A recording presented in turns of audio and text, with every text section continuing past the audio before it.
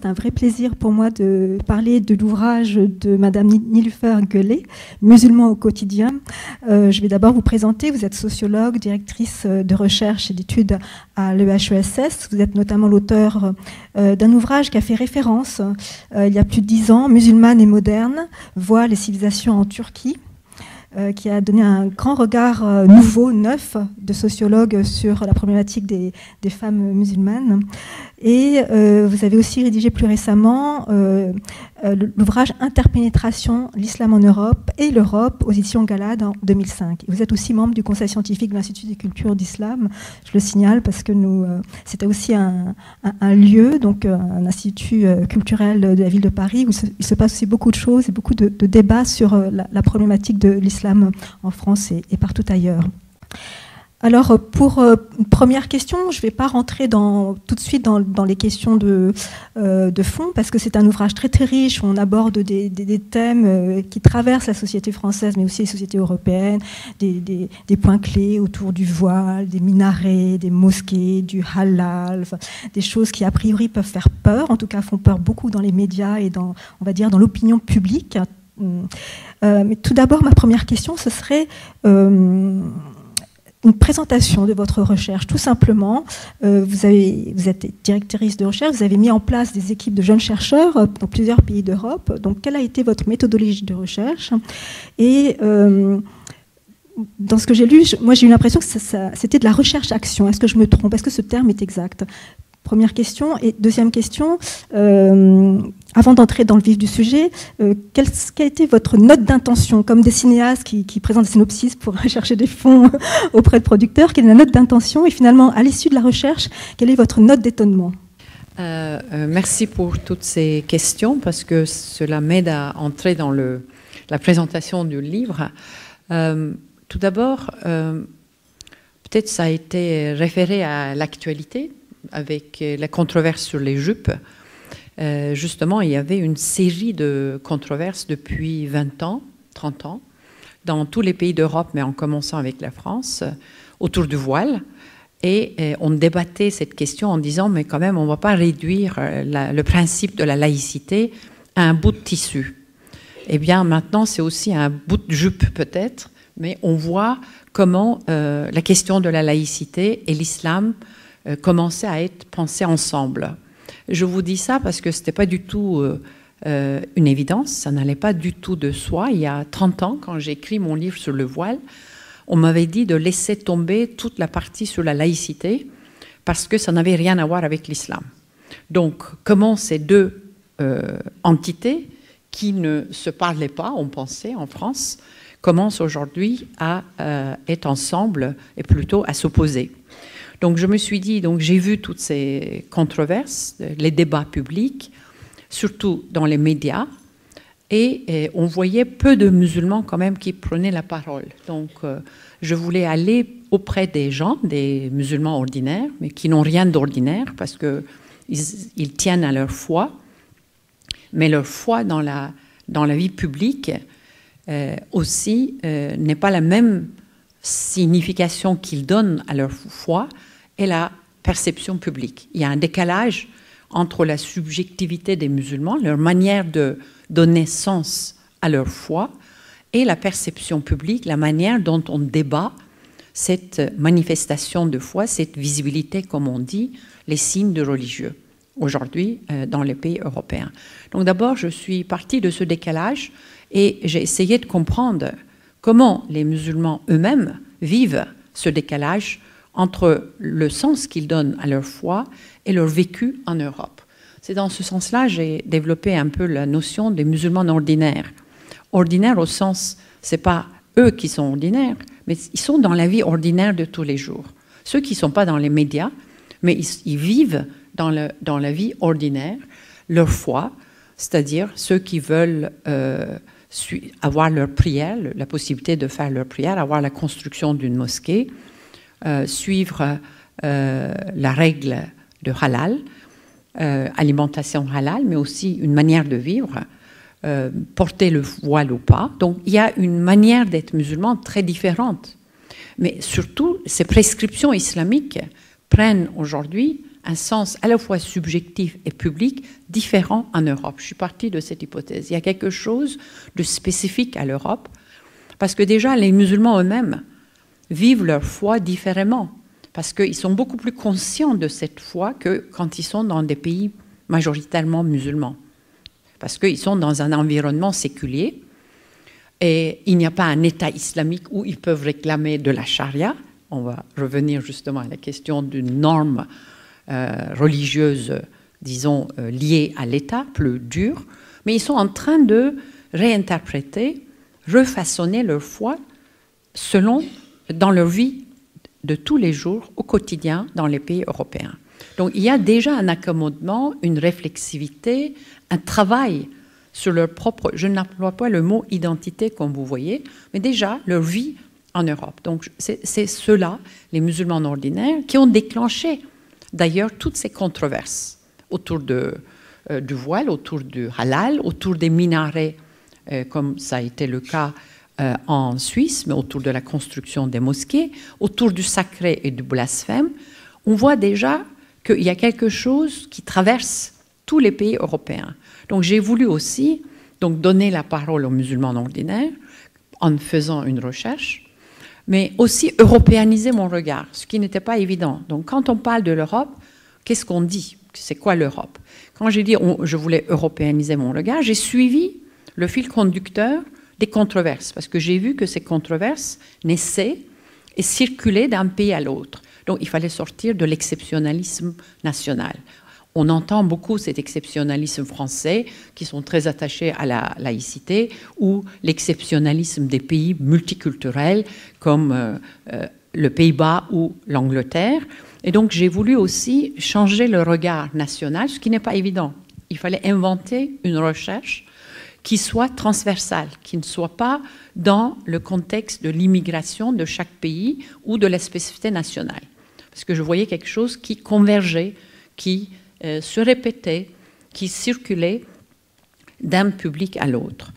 Et donc ça, pour moi, c'était pas évident de faire une recherche européenne parce que justement, il fallait, au lieu d'additionner les pays, il fallait aller dans des lieux où naissent les controverses. Parce que quand on pense aux controverses, on pense à deux choses très facilement. Aux médias, tout de suite. On pense que le public, c'est toujours médiatique. Et il fallait montrer qu'il y a une vie publique au quotidien qui n'est pas réductible aux médias, d'un côté. De l'autre côté, on pense aux règlements, c'est-à-dire aux lois. Parce que dans la vie publique, on va vous rappeler qu'il y a des lois, il y a des règlements. Mais la vie publique, c'est aussi une exploration de ces normes ensemble. Il y a quelque chose de l'ordre de l'interaction, de production des normes d'une société. Et peut-être c'est ça, faire société, ça veut dire qu'on réfléchit ensemble.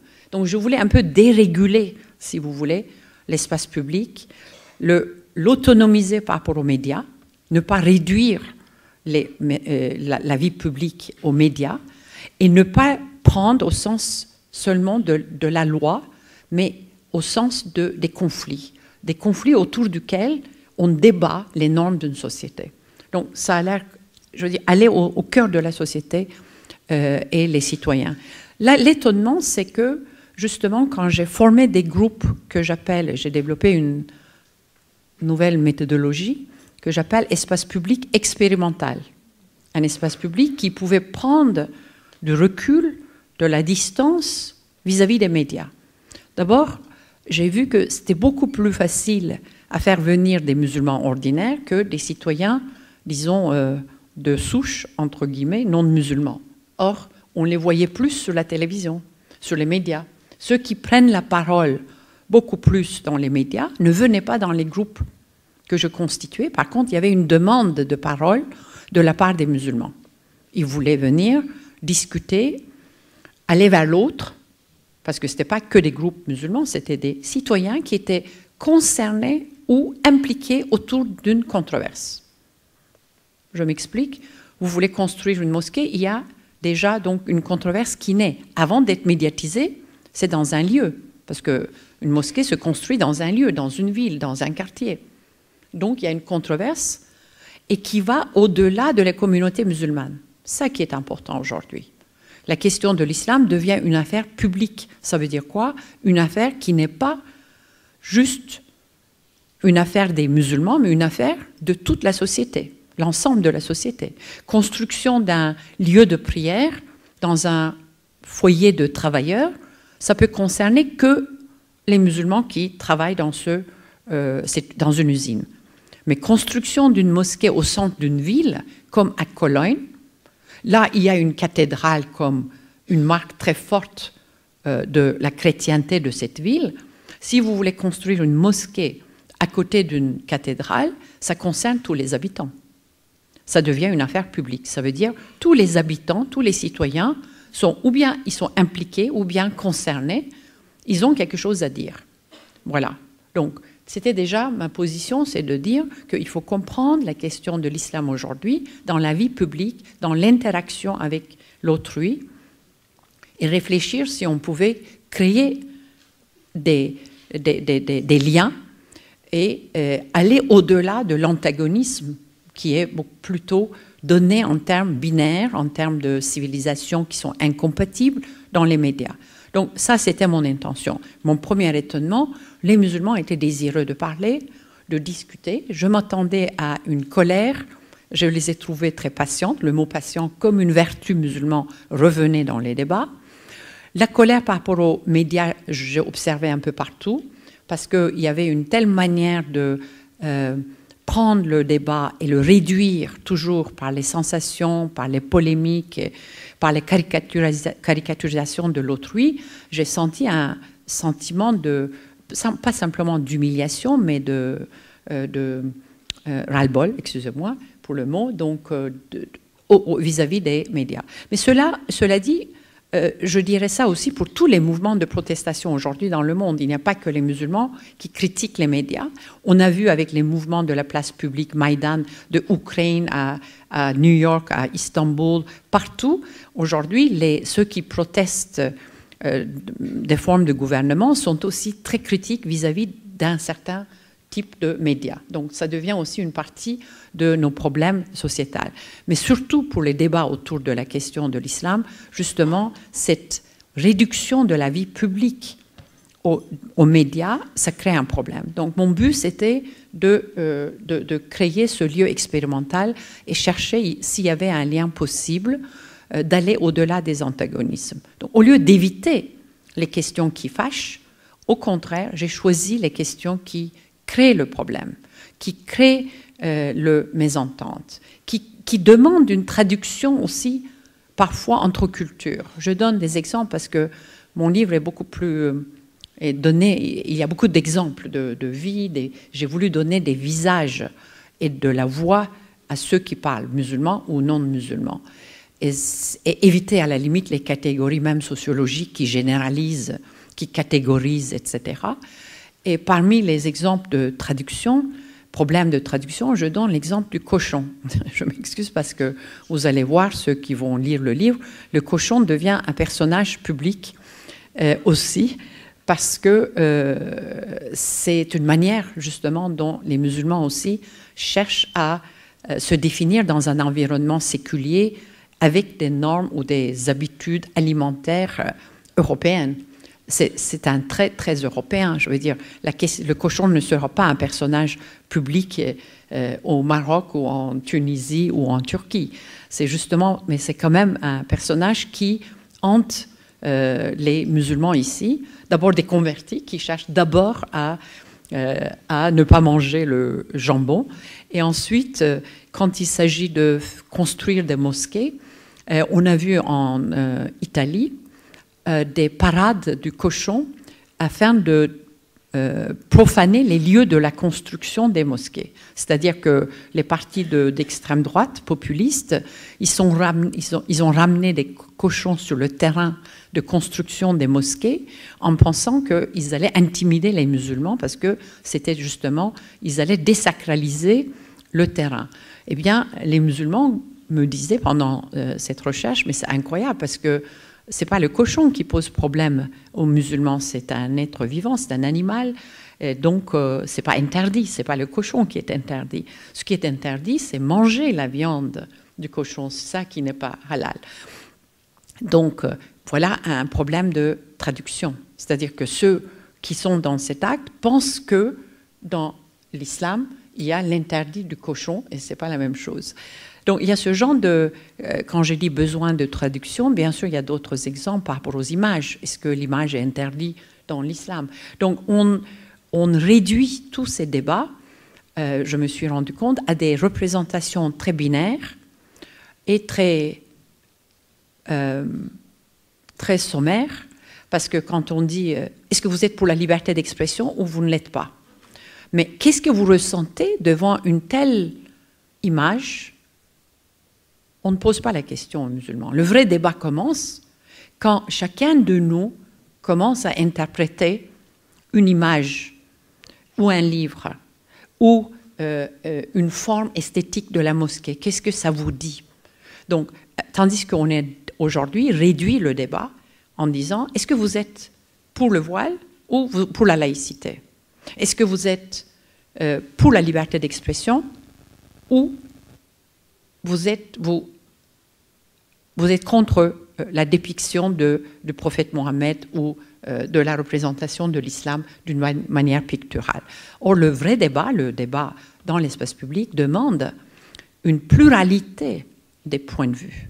Et dans mon espace public expérimental, j'ai vu combien les musulmans et les autres arrivaient à donner une autre possibilité de penser, parce qu'il y avait la pluralité des images, des interprétations. Et je donne, juste avant de finir, l'exemple de la mosquée, parce que c'est très parlant. La forme de la mosquée, c'est déjà très important. Il y a eu donc, on peut donner l'exemple de la Suisse, qui a fait un référendum contre la construction des minarets. Et Cologne, qui a décidé de construire une mosquée à côté d'une cathédrale. C'est exactement, ça résume un peu ma vision des choses, parce que l'Europe n'est pas l'Union européenne, parce que la Suisse n'est pas un pays membre de l'Union européenne, mais il est entré dans l'Europe par le biais de cette controverse et ce référendum contre les minarets.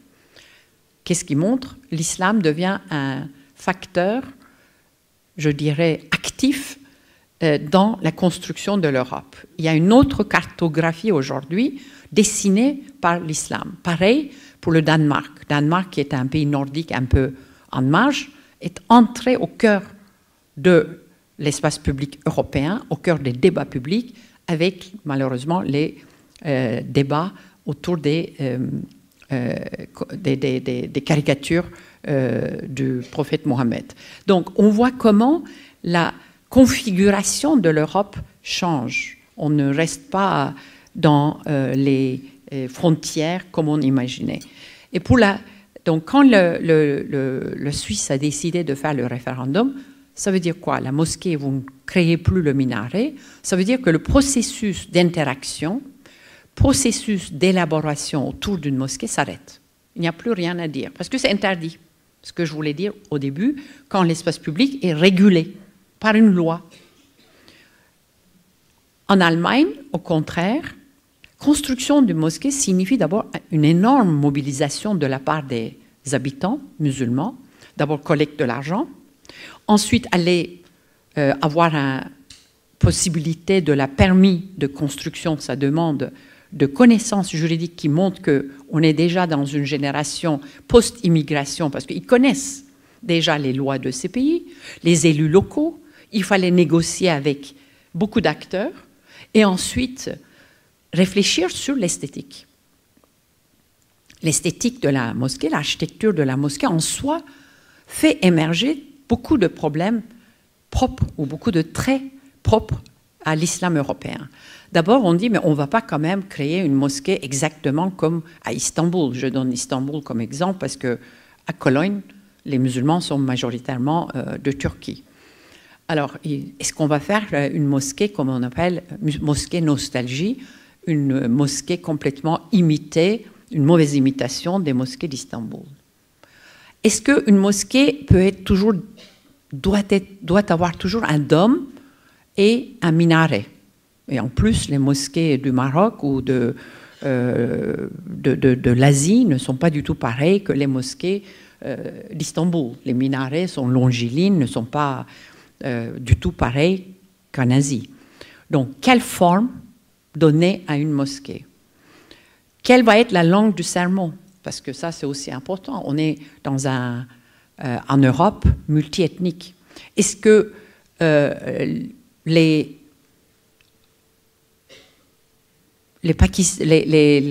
Palestiniens de Cologne, il y en a, vont aller dans les mosquées des Turcs?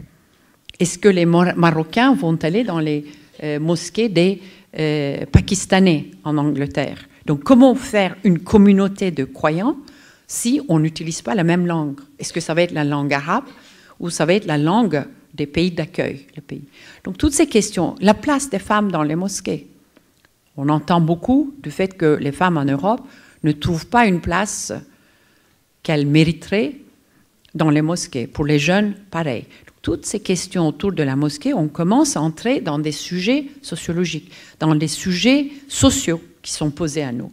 Et la forme de la mosquée, donc, si on peut faire une mosquée hyper moderne, il y a un architecte qui l'a fait, qui ne ressemble pas à une mosquée, ce qu'on a dans la tête, mais à un lieu très spirituel. Est-ce qu'on peut faire ça en Europe?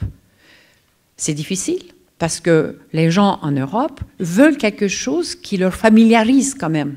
C'est-à-dire qu'il faut que ça soit un lieu à la fois ouvert aux habitants non musulmans, colonnés, mais également quelque chose qui rappelle les musulmans de leur pays ou de leur religion. Si c'est hyper moderne, il ne va pas y avoir un sentiment de familiarité.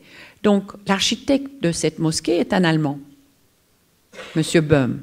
Déjà, ça commence, vous voyez l'interaction dont je parlais. Ils ont donné la construction de la mosquée de Cologne à un architecte allemand. Ce que ça veut dire quoi? Déjà, l'architecte doit travailler les formes de la mosquée. Il y a déjà un apprentissage, déjà un métissage avec l'autre culture, et donner une forme qui va plaire, qui va être déjà une forme de négociation de ce lieu, qui va devenir aussi un patrimoine pour les habitants de Cologne. On peut penser à la mosquée de Paris. Aujourd'hui, ce n'est pas un sujet de débat. Même, je pense, Catherine Deneuve donne ça comme référence de un de ses lieux préférés de Paris. Donc, comment une mosquée devient un lieu pour tout le monde?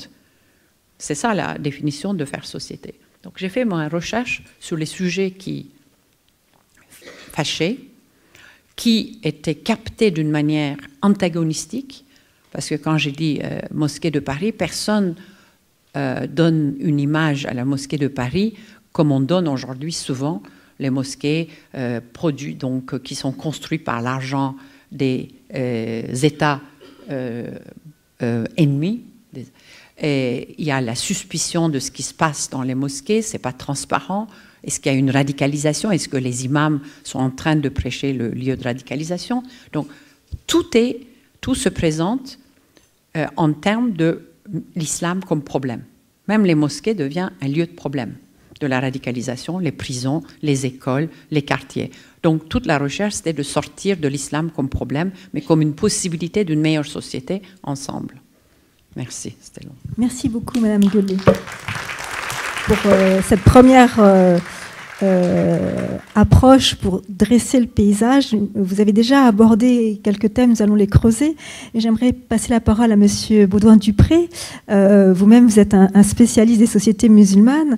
Et là, ma question toute simple, c'est en tant que simple lecteur, mais aussi en tant que directeur de recherche, quelle a été votre impression d'ensemble à la lecture de cet ouvrage, autant sur la méthode de travail que sur le relevé, le rendu du vécu qui transparaît à travers ces pages?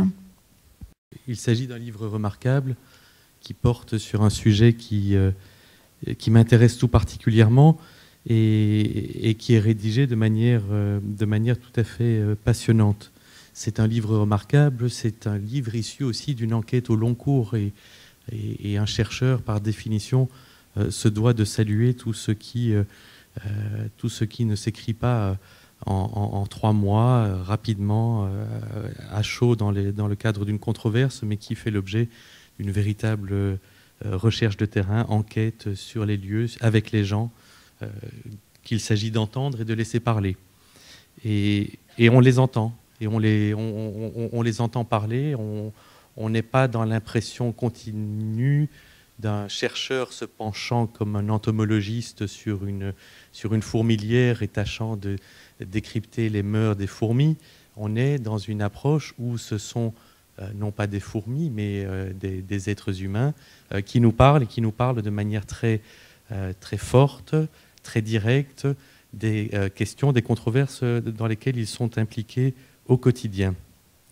C'est un livre aussi que je trouve courageux, dans la mesure où c'est un livre qui affronte les questions au lieu de chercher à absolument les éviter.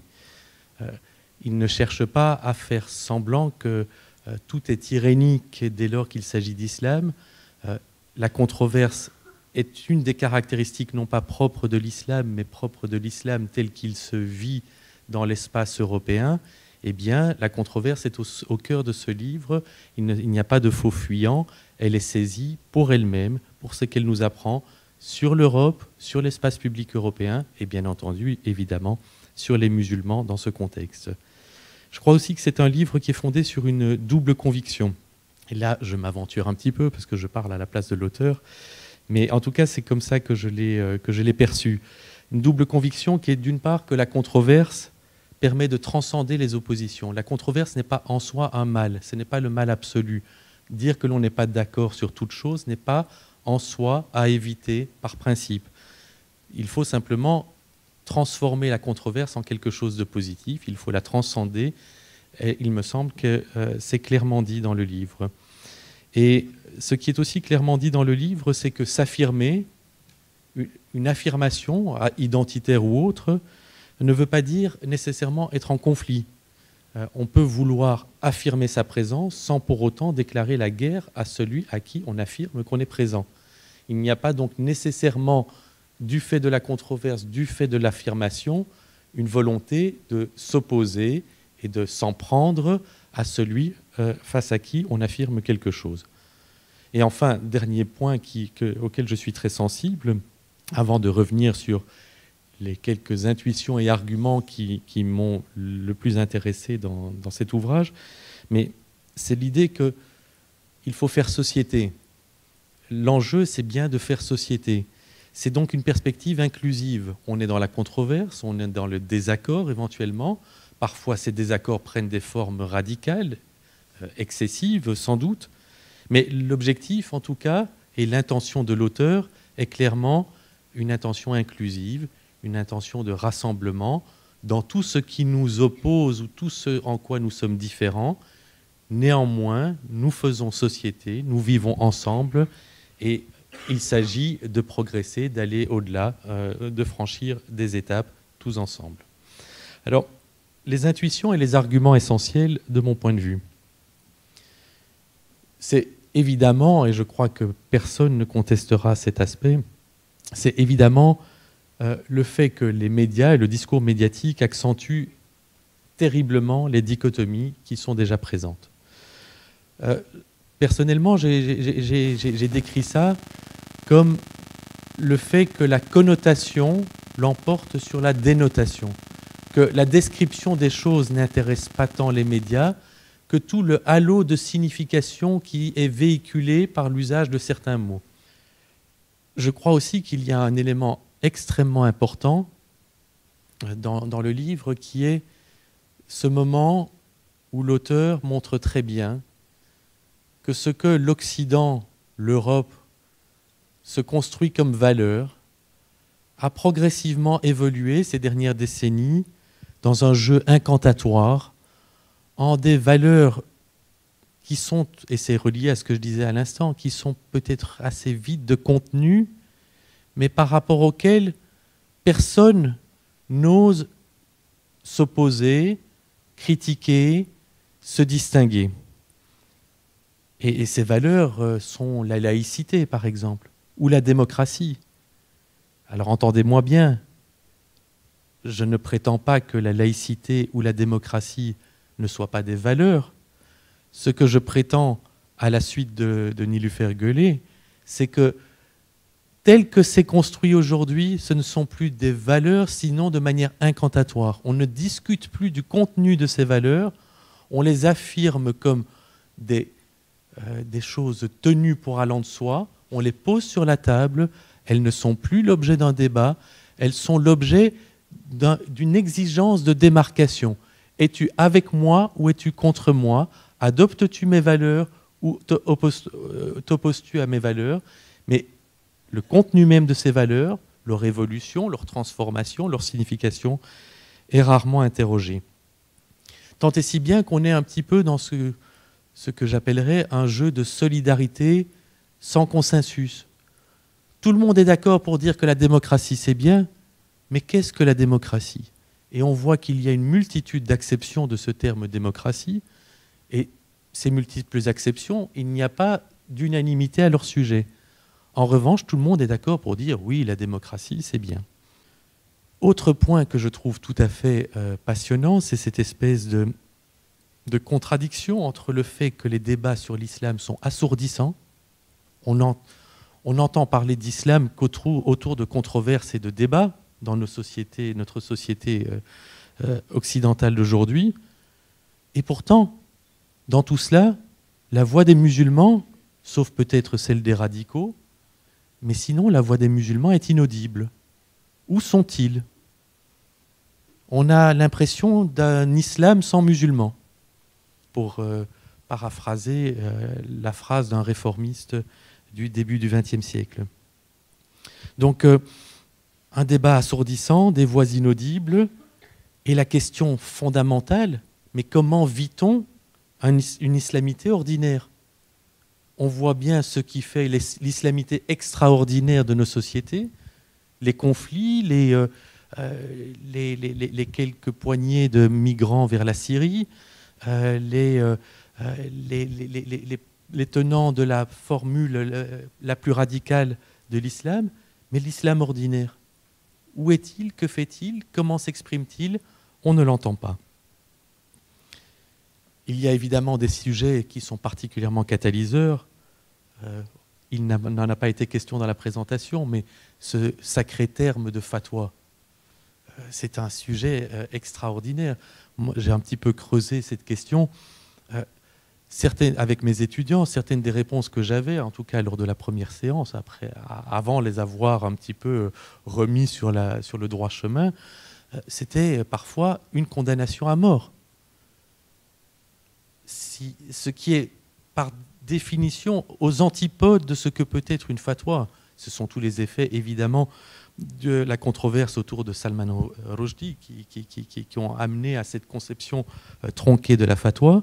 Mais en tout cas, on voit qu'il y a des sujets comme celui-là qui catalysent tout d'un coup les phobies, les islamophobies, je ne sais pas, mais les phobies, les angoisses et les imaginaires négatifs de toute une population. Et évidemment, dans tout cela, il y a les musulmans dont on n'entend pas toujours la voix, et il y a les recompositions propres à certains courants politiques des pays occidentaux. Et je suis particulièrement sensible à ce que Nilufer Göle identifie comme étant les transformations de l'extrême droite, tant et si bien qu'on ne sait plus si le terme d'extrême droite est d'ailleurs tout à fait approprié. Avec cette évidence qu'on a des populismes de plus en plus assourdissants, eux aussi, de plus en plus marqués, de plus en plus présents. Mais est-ce que ces populismes sont encore, d'une certaine façon, de l'extrême droite? Ce sont des populismes, ce n'est pas nécessairement de l'extrême droite, en tout cas au sens où on entend classiquement les choses. Et ce qu'on peut dire plus exactement, c'est que ce sont des populismes issus de l'extrême droite, mais en pleine recomposition. Et l'islam est évidemment, dans cette recomposition, un élément central. Pour paraphraser le précédent livre, enfin, pas le précédent, mais un livre très connu de Nilufer Göle, tel que d'ailleurs cela a été dit en introduction, je crois qu'un des points importants de ce livre-ci également, c'est la question de musulmans et modernes. Non pas musulmanes seulement, mais musulmans et musulmanes et modernes, parce que sous-jacent à ce livre, c'est la question du croire, c'est la question des pratiques, c'est la question du vivre en société et de la possibilité de vivre en société en Occident aujourd'hui, tout en croyant et en pratiquant. J'ai encore 2 petits éléments sur lesquels je voudrais revenir. Le premier, c'est la question de la relation que la foi entretient avec l'espace public. Je suis très sensible à cette idée que la foi, en tant que présence dans l'espace public, ce n'est pas seulement un fait de croyance, c'est aussi un fait de performance. Je pense que la formule est extrêmement parlante, au sens où, aujourd'hui, dans le contexte de nos sociétés, la foi n'est pas seulement une question intérieure. Peut-être que certaines personnes rêveraient que la foi soit reléguée au fort intérieur, mais telle n'est pas la situation, tel n'est plus le cas. La foi, c'est aussi une performance au sens où l'on, au sens anglais presque du terme, où l'on réalise des actes, on fait des choses avec sa foi. Et construire une mosquée au centre de la ville de Cologne, ce n'est pas seulement se donner la possibilité de pratiquer sa foi, c'est performer quelque chose dans l'espace public. C'est une idée, c'est une intuition extrêmement forte qui nous montre que le dessein musulman, si l'on veut, n'est pas forcément irénique. Il s'agit bien de s'affirmer. S'affirmer, ce n'est pas la discrétion, ce n'est pas nécessairement être en retrait, c'est une attitude proactive. On s'affirme, on va de l'avant, on performe des choses pour pouvoir s'affirmer dans l'espace public. Je vais conclure cette première partie de notre débat en revenant simplement sur Abdel Nour et sur la question de l'art et du sacré qui est évoquée dans tout un chapitre du livre, en disant à quel point, là aussi, il y a une intuition extrêmement riche dans ce livre, qui nous dit qu'il y a une sorte de dichotomie qui s'est imposée aujourd'hui en matière d'art et de sacralité, une dichotomie qui fait que d'un côté, le sacré est complètement dissous. Quel est le sacré de société occidentale ? Certains le voient dans les stades de football. Personnellement, je suis réticent à le voir au Paris Saint-Germain et je ne suis pas sûr qu'on soit vraiment dans une question d'expression du sacré. J'ai plutôt l'impression qu'effectivement, le sacré s'est dissous dans nos sociétés, alors que peut-être que dans d'autres sociétés où l'islam occupe une place plus centrale, eh bien, le sacré, lui, s'est totalement rigidifié. Et pourquoi est-ce que la chose a été mise en relation avec l'art ? C'est parce que précisément, ce que permet de faire l'art, c'est de rappeler que cette question du sacré est une question fondamentale pour une société, mais montrer en même temps que cette question du sacré ne peut pas être complètement rigidifiée, qu'elle doit être interrogée, qu'elle doit être chatouillée, qu'elle doit être déstabilisée. Et l'exemple du cochon est de ce point de vue particulièrement parlante. Dans le livre, à ce passage-là, il est question d'une jeune femme portant la burqa et en même temps en train de caresser un petit porcelet. Et la jeune femme le fait comme expression artistique, ne le fait pas du tout dans le but d'une attaque contre l'islam. Il ne s'agit pas de ça. Il s'agit de faire bouger les limites, de faire bouger ce que fait l'art, de faire bouger les frontières, de refuser la rigidification, tout en convoquant quand même la question de la sacralité au cœur du débat. Merci, Monsieur Baudouin-Dupré. Alors, ce que je vous propose maintenant, c'est j'ai préparé une batterie de questions. J'ai plein de questions sur le bout de la langue. Je vais vous le poser à tous les deux et simplement vous répondez soit l'un, soit l'autre, soit en même temps. Enfin bon, telle une conversation. Ça sera une mise en bouche pour la lecture de l'ouvrage et après, je laisserai la parole à l'auditoire où vous aussi, vous pourrez poser vos questions. Alors, j'aimerais revenir à cette notion de islam sans musulmans, de majorité silencieuse. On donne la parole à la majorité silencieuse, celle qui s'exprime le moins sur les réseaux sociaux ou dans les médias mainstream. Et là, vous dites, ce ne sont pas des musulmans ordinaires, ce sont des musulmans qui sont dans la vie ordinaire. Et là, vous citez un exemple, ils veulent tout simplement faire la prière, construire des mosquées, porter le voile. Là, je vais me faire l'avocat du diable, je suis désolée, mais pour quelqu'un qui n'est pas musulman, ce n'est pas du tout ordinaire de faire la prière, ce n'est pas du tout ordinaire de porter le voile, par exemple. Donc, pouvez-vous rentrer un peu plus dans cette définition de musulman ordinaire et la question de la visibilité qui peut heurter ou non? Il y a des gens qui ont choisi des convertis en islam et on refabrique l'islam, c'est-à-dire qu'on redéfinit l'islam. Et l'Europe devient aujourd'hui un peu la scène publique, la scène théâtrale aussi un peu privilégiée de cette invention. Parce que les musulmans d'Europe étaient un peu complexés par rapport aux pays majoritaires musulmans. Ils voulaient partir parce qu'ils ne savaient pas s'ils pouvaient vraiment exercer leur foi dans un environnement séculier. Et petit à petit, et j'espère que ce livre va leur donner aussi beaucoup plus de courage, mais la première personne qui a donné ce courage, je crois, c'est le personnage le plus controversé parmi les intellectuels théologiens musulmans et la figure la plus européenne, qui... Voilà, Tariq Ramadan. Effectivement, c'est lui qui a fait ce travail de dire qu'on peut être musulman et européen et on peut justement choisir ce lieu.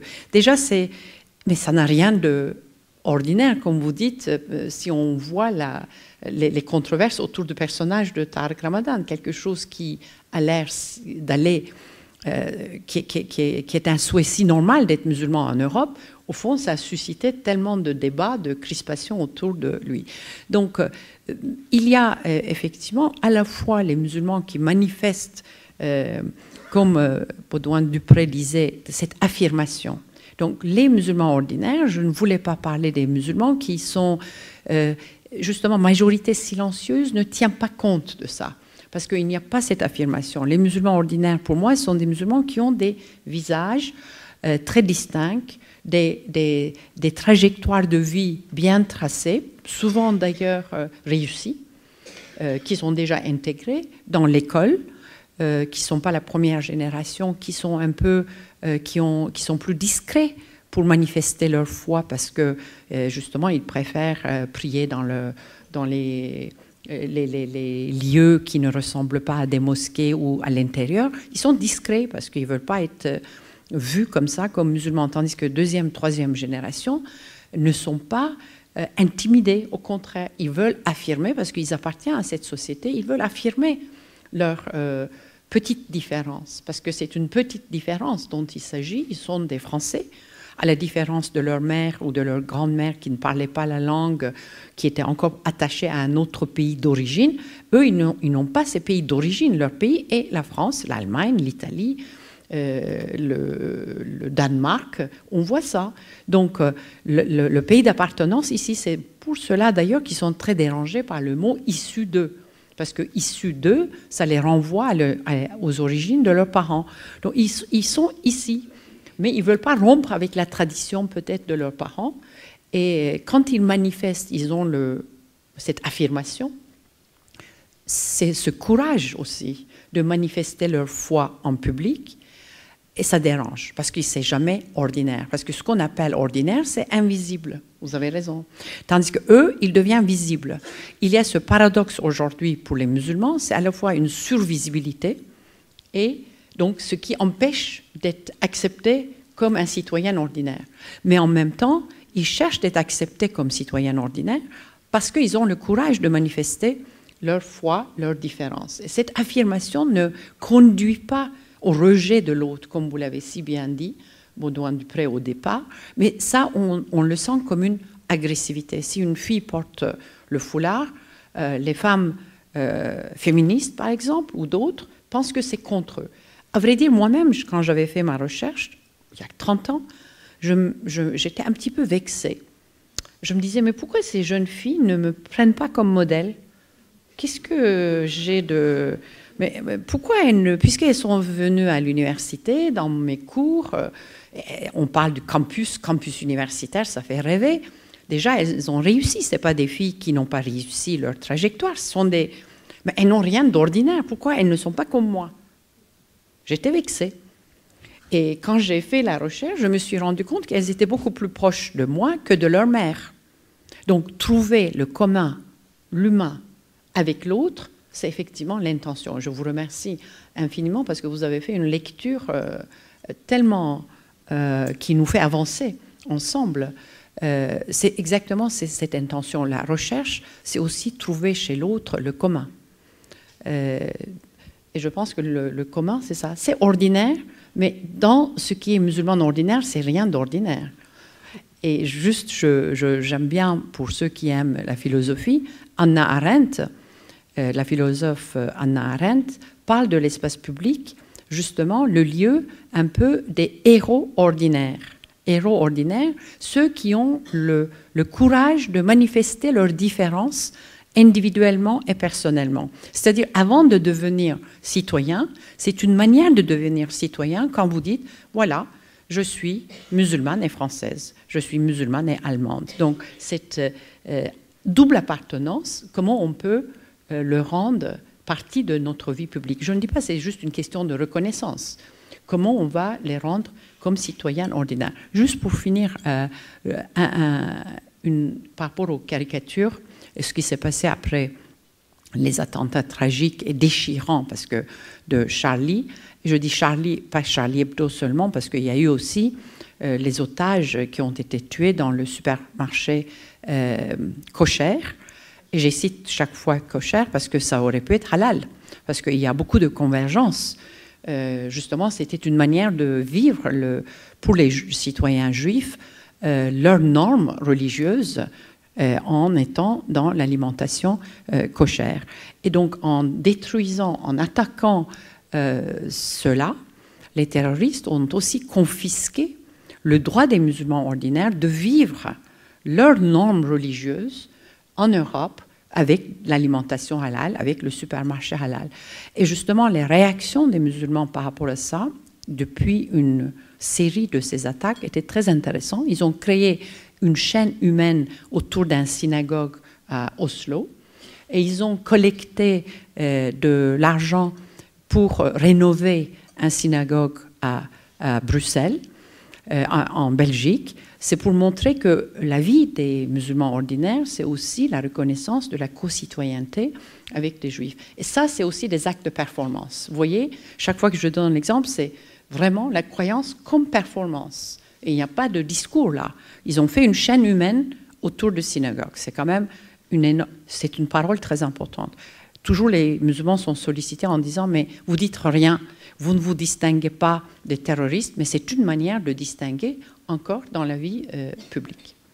Merci beaucoup. Je vais rebondir avec ce que vous avez dit sur Hannah Arendt et le fait que finalement cette visibilité de l'islam est une forme d'action et de participation, de présence citoyenne dans la société.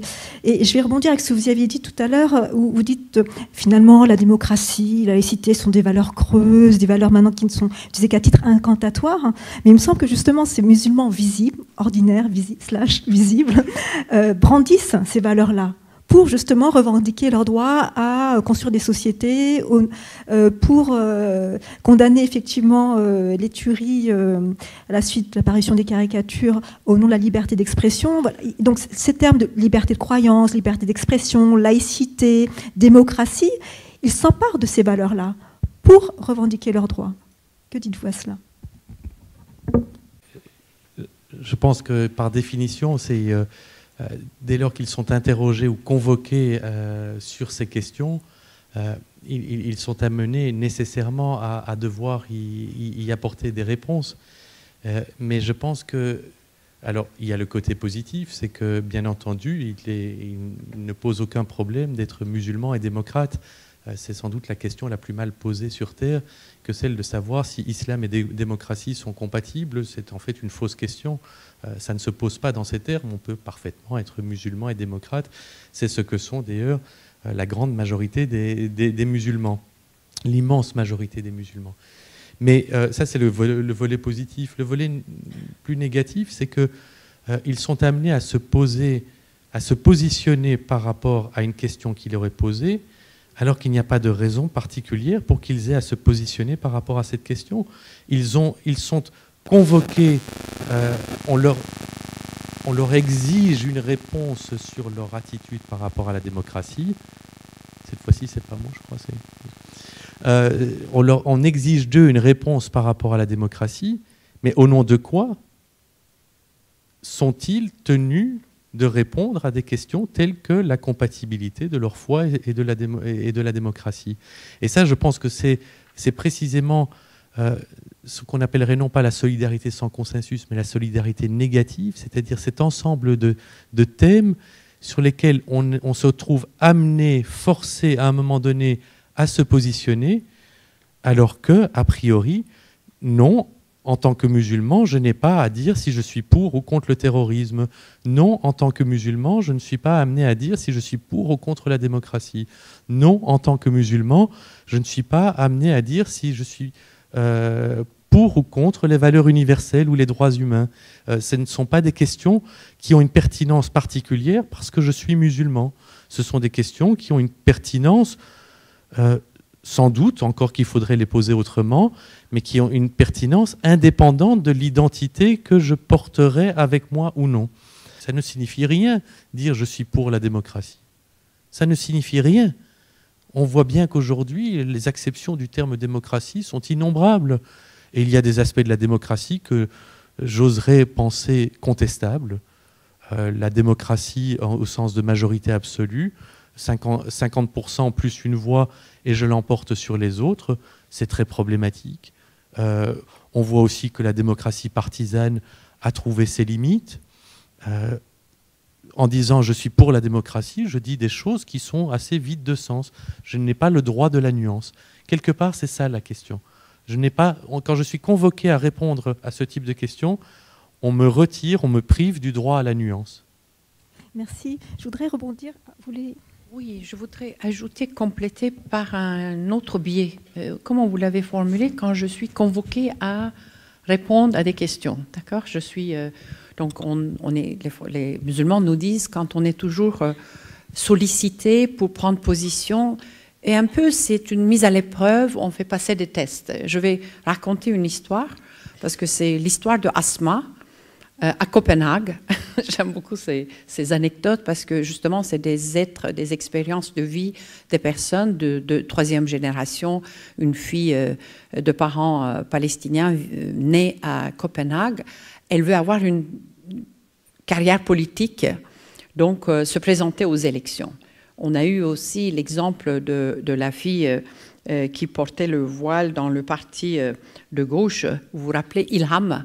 Il y a eu un petit scandale et puis on l'a vite oublié, une fille qui s'est présentée aux élections. Donc, pour parler de la démocratie aussi, quelle est la place aujourd'hui des femmes qui affichent leur foi avec le voile, avoir une carrière donc politique? On peut l'aborder un peu à un niveau plus empirique. Donc, à Copenhague, donc on n'est pas à Paris, je ne donne pas l'exemple de Ilham, et Asma se présente et puis les partis de gauche et de Green, donc des Verts, l'encouragent, donc elle se présente.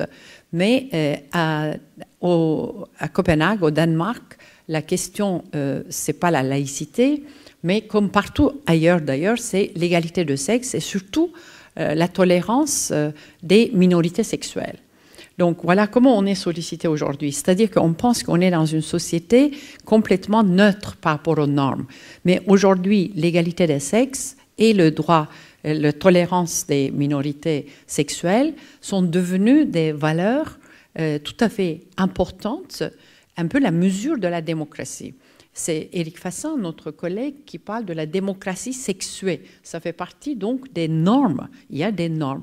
Donc on lui fait passer des tests pour savoir si elle est vraiment tolérante des homosexuels, des minorités sexuelles. Donc elle lance sa campagne dans un gay bar, dans un bar où c'est fréquenter les homosexuels, pour prouver enfin qu'elle est pour l'égalité de sexe, elle est tolérante des minorités. Elle tient un discours tout à fait inclusif pour dire que voilà, elle est tout à fait Danish, c'est-à-dire vraiment, elle attache une importance aux valeurs de Danemark, mais elle veut aussi faire avancer les droits des immigrés, des musulmans, et tout à fait en conformité avec ces valeurs, ces normes. Elle lance sa campagne là-bas. Bien évidemment, elle a dû se retirer, la campagne. C'était un échec total parce qu'elle a pu plaire aucun des publics. Mais c'est un exemple assez triste. C'est une figure très importante, très connue au Danemark, mais ça montre qu'aujourd'hui, des gens qui veulent réunir plusieurs publics ensemble, ce que nous essayons de faire aujourd'hui dans ce débat, c'est-à-dire le but, c'est d'ouvrir un espace de rencontre, d'échange, de débat pour transcender les antagonismes. Ce n'est pas juste rester au niveau des antagonismes. Et pour cela, il faut quand même faire venir des publics ensemble. Il y a très peu de lieux où les gens se rencontrent et débattent. Elle a voulu faire ça, elle a échoué parce que tout le monde a eu une suspicion de ses intentions, à la fois la communauté musulmane que les autres. Ils ont dit elle a un double discours, elle joue avec nous, c'est pas sincère et tout ça. C'est pour montrer combien c'est difficile. Et ça aussi, c'est lié avec la démocratie. La démocratie, c'est pas juste des valeurs neutres. Quand on parle des normes, parfois ce sont des normes aussi qui sont aujourd'hui marquées par ces normes sexuelles très très fortement et on ne peut même pas les questionner. Donc cela ne veut pas dire que je ne suis pas du tout pour ces normes, encore comme pour ne pas créer des malentendus, mais je pense que faire passer des tests chaque fois, il y a eu même pour les immigrés en arrivant aux Pays-Bas, on montrait des films, ils ont retiré ça après, ça montre à quel... on peut heurter à un ridicule.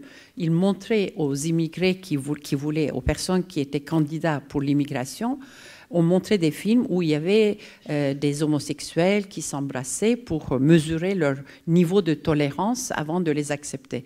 Ils ont trouvé ça même un peu à l'extrême, ils ont retiré. Mais voilà, qu'est-ce qu'on entend par la conformité avec les valeurs démocratiques.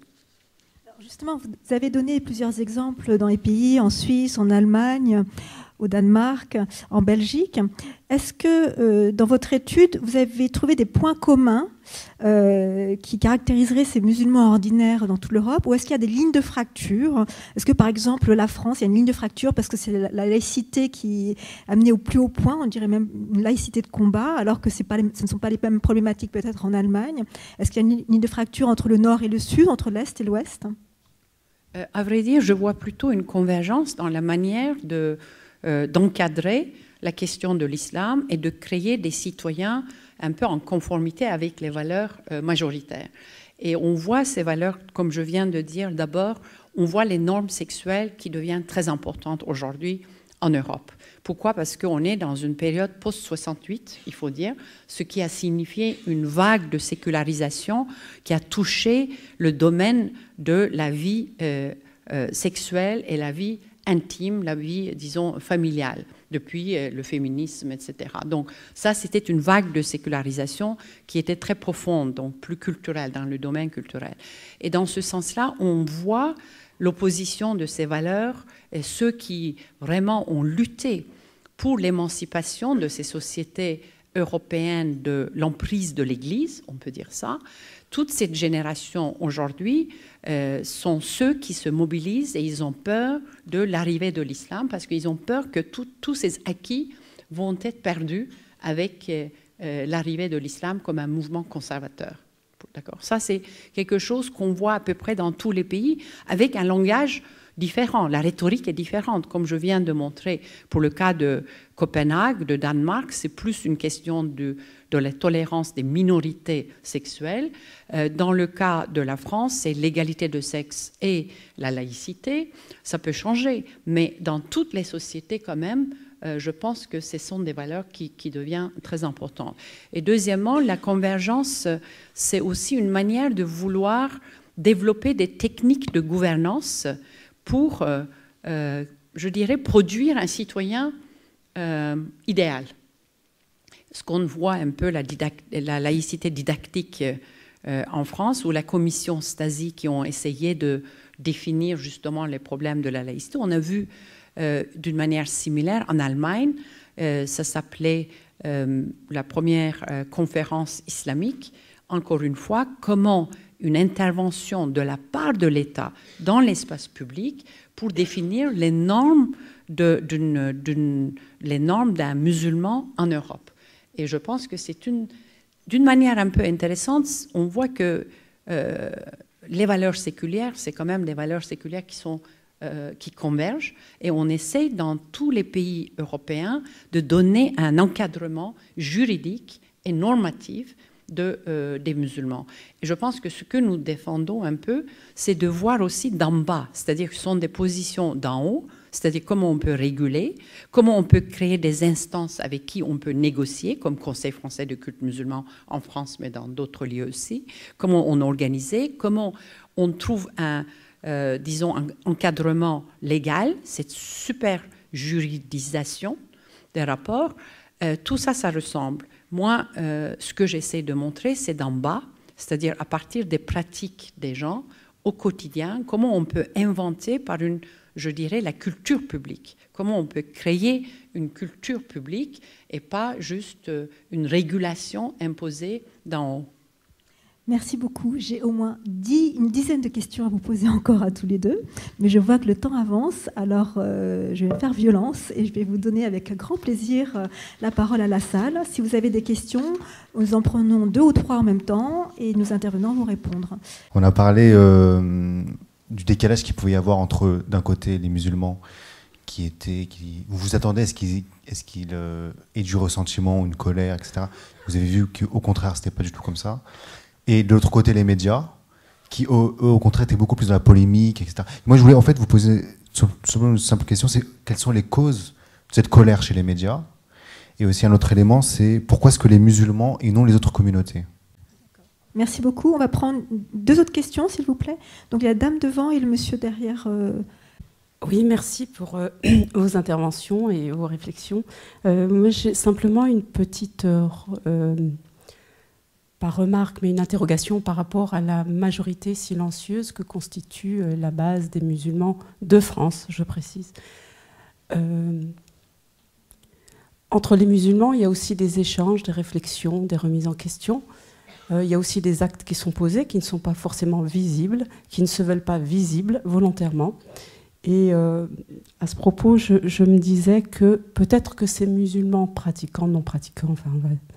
les musulmans en général, n'obligent-ils pas en fait les instances gouvernementales à se pencher sur le sens profond de la démocratie? D'accord. Voilà. Et le monsieur tout en haut? Je me pose la question, est-ce que la République n'a pas vendu des promesses, des valeurs qu'elle ne pouvait pas tenir? Parce qu'aujourd'hui, on arrive effectivement à défendre justement des valeurs de liberté, d'égalité, de fraternité, on peut même aller vers une 4e valeur qui est la laïcité. Mais en réalité, il y a un tel passif, il y a un tel décalage entre ces 2 mondes, aujourd'hui qui essayent de cohabiter dans cet espace européen. Mais en réalité, ce modèle républicain qu'on a vendu, donc forcément cette promesse, en tout cas d'égalité qu'on peut avoir, qu'on ne pouvait pas tenir à terme. Voilà, merci. Vous avez raison, on peut dire que peut-être la République doit faire mieux. Et aujourd'hui, quand on se place à ce niveau, je pense que c'est toujours un peu une verticalité. Vous voyez, c'est quand même l'État qui va améliorer la situation. Je ne dis pas que ça ne doit pas exister, c'est important, mais c'est toujours de l'islam comme problème. On a vu, après les attentats de Charlie, tout de suite, on a commencé à parler des banlieues avec un glissement sémantique des ghettos. Oui, donc bon, c'est bien si on prend conscience du fait qu'il faut améliorer l'habitation, l'urbanisme, etc.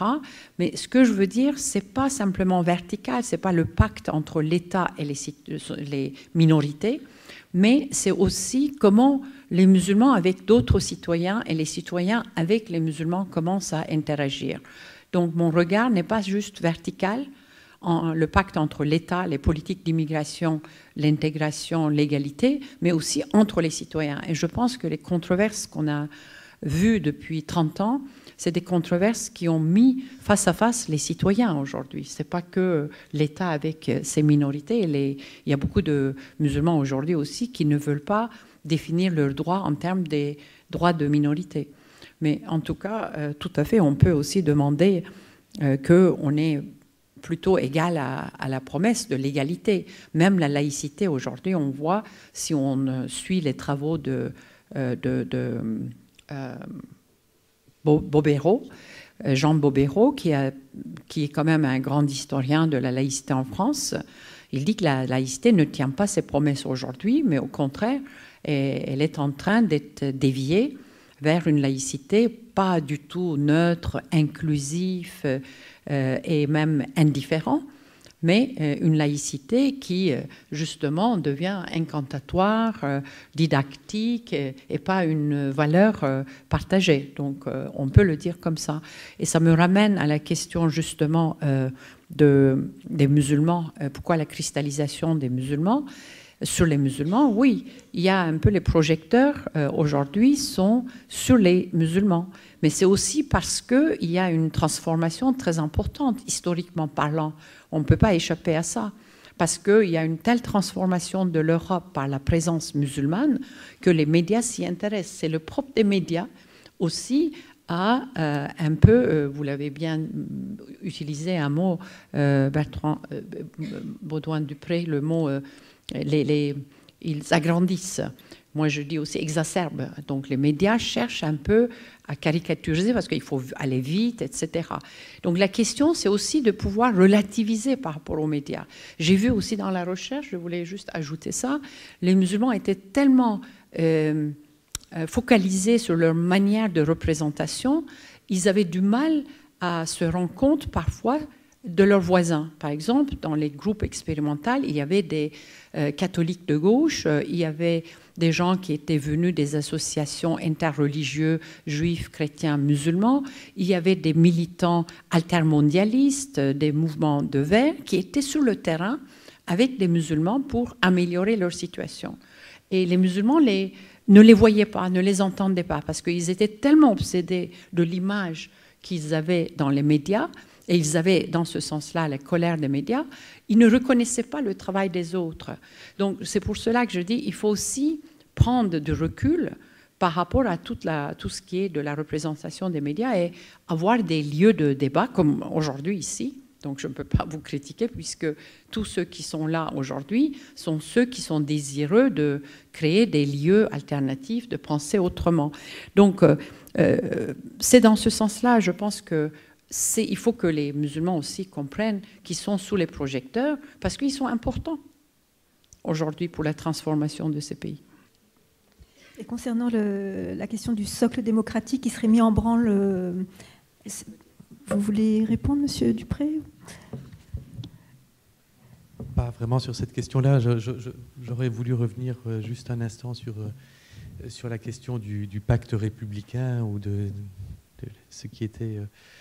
ce qui a été dit à ce sujet, simplement pour rappeler que, à mon avis, il ne faut pas confondre l'idéalisation intellectuelle qu'est l'État. Moi, personnellement, je n'ai jamais rencontré quelque chose tel que l'État.